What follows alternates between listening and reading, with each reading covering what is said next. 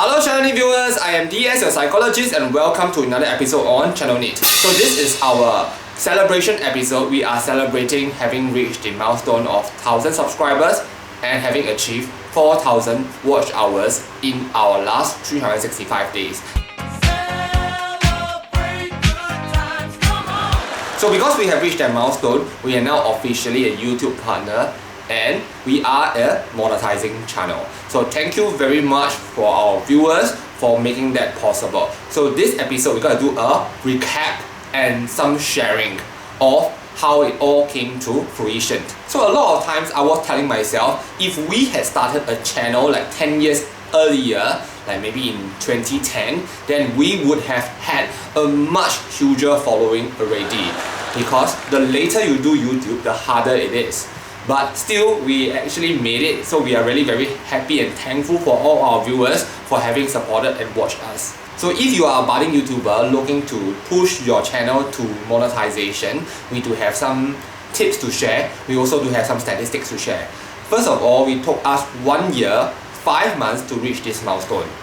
But we have been producing very prolifically. We release every other day. So before we reach our milestone, we have already produced up to 250 episodes already, and that is a lot.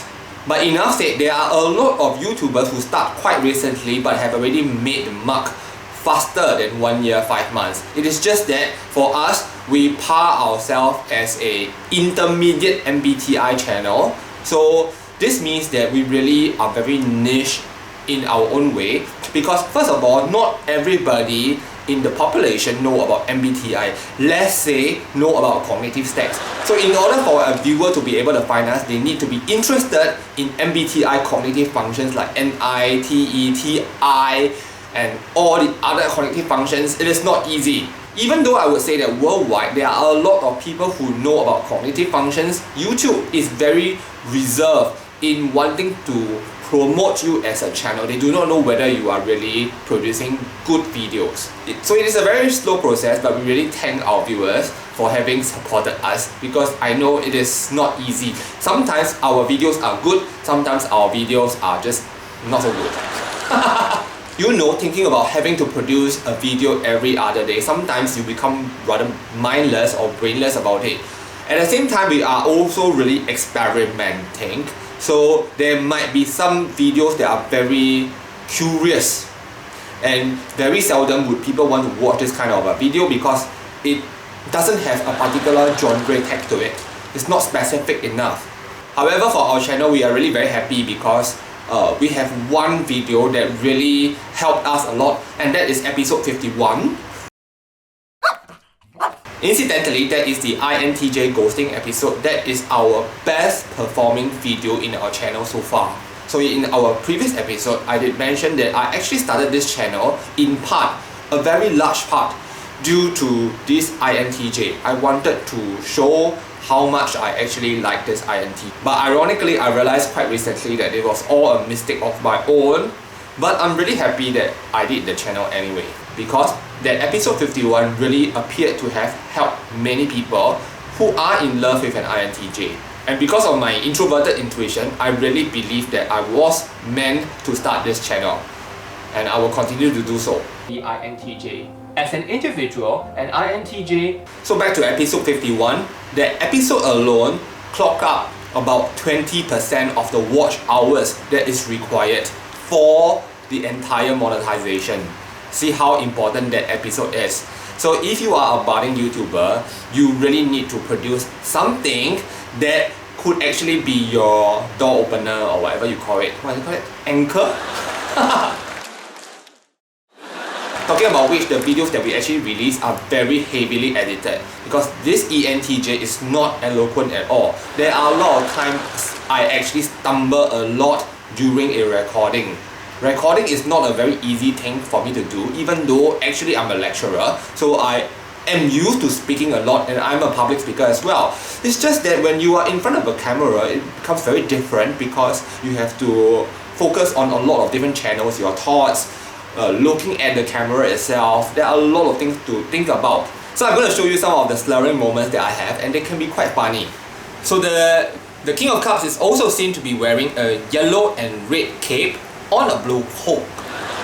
The King of Cups is also seen wearing a yellow and red cape on a blue cloak. The King of Cups is also seen to be wearing a yellow and red cape on a blue cloak. The King of Cups is also seen to be wearing a yellow and red cape on a blue cloak. So let's say we have a 7-minute video that we release. Actually, it could take me up to 30 minutes to record the entire thing because there are 23 minutes of no good NGs. Now we also posted a video that invited our viewers to ask us some questions. Actually, we got one viewer who asked us 3 questions. So thank you Soccer for asking the questions. We're going to answer your questions right now. First of all, are we going to do in-depth videos on other MBTI types? That is a very good question. So initially when I started out thinking about this channel, I have the concept of Sesame Street.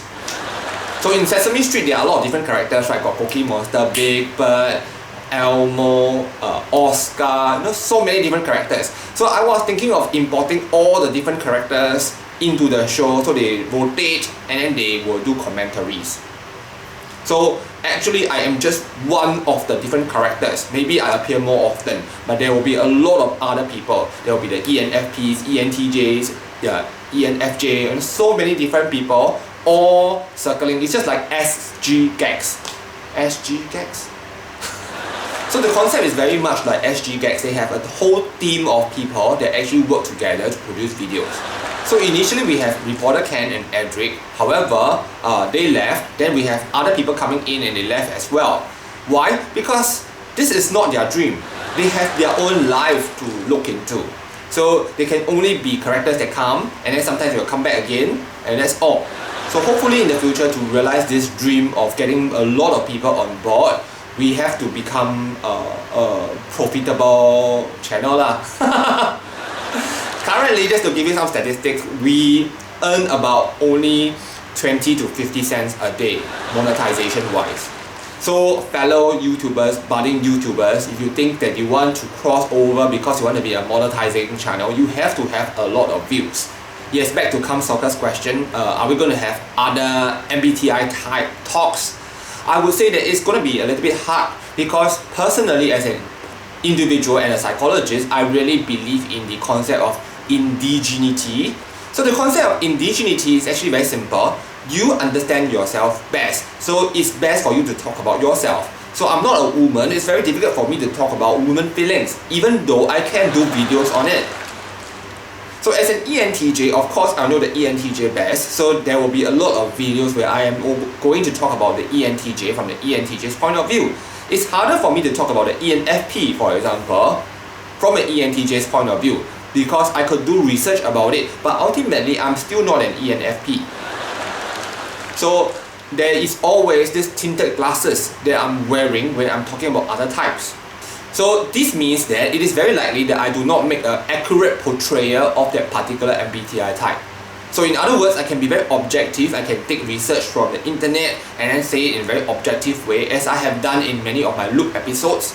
But then there's just it. Anyway, talking about the Look episodes, I think many people did not realize that we did not finish all the 16 MBTI types with regards to the looks. We just stopped at around 9. There are actually a lot of MBTI types that we did not cover for the Look episodes, that's it. So Soccer also asked us another question, is there a way we could think of a different venue to film our videos? Well, I have good news for you. Recently we have actually joined MediaCorp in their MCN program. So we are one of the YouTube video channels under their flagship now. So it is possible for us to use the MediaCorp studio. So now it is possible that we're going to have a professional set. However, being an SI blind, I find it very hard to learn technical stuff. So this might really take a while. And talking about MediaCorp, we are really very happy to have joined them. So they are really a leader in this industry. I really hope that with their guidance, we can become a better channel, producing better videos for you. Yay! Initially, when we crossed the milestone, we were really very happy. As an ENTJ, I was happy for about a few days only. So after a few days, my ENTJness set in. I was thinking, oh dear, I have to now consider what direction we need to continue our videos in.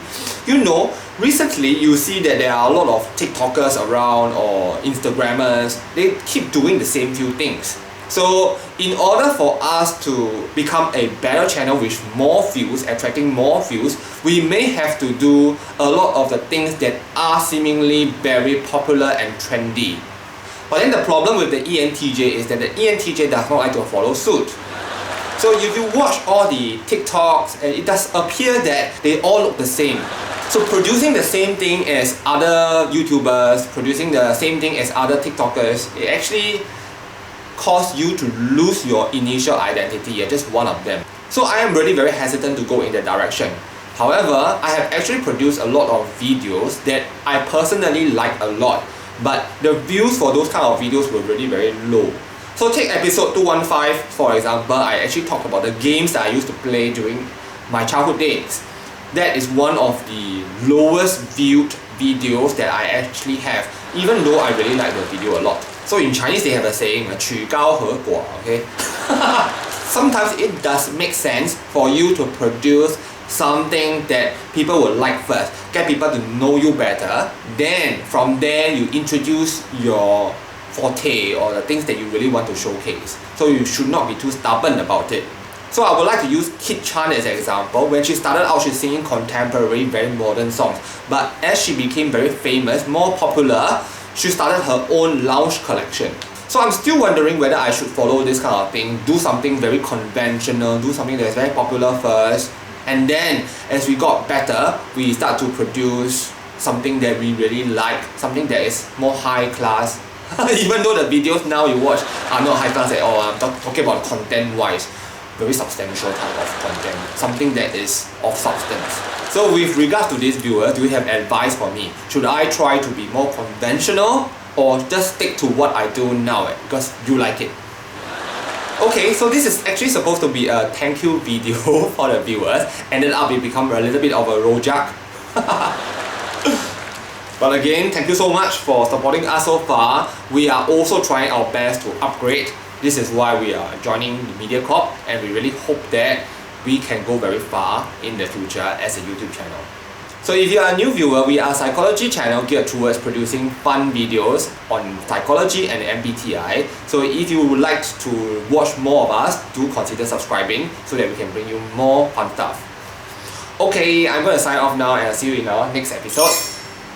Goodbye!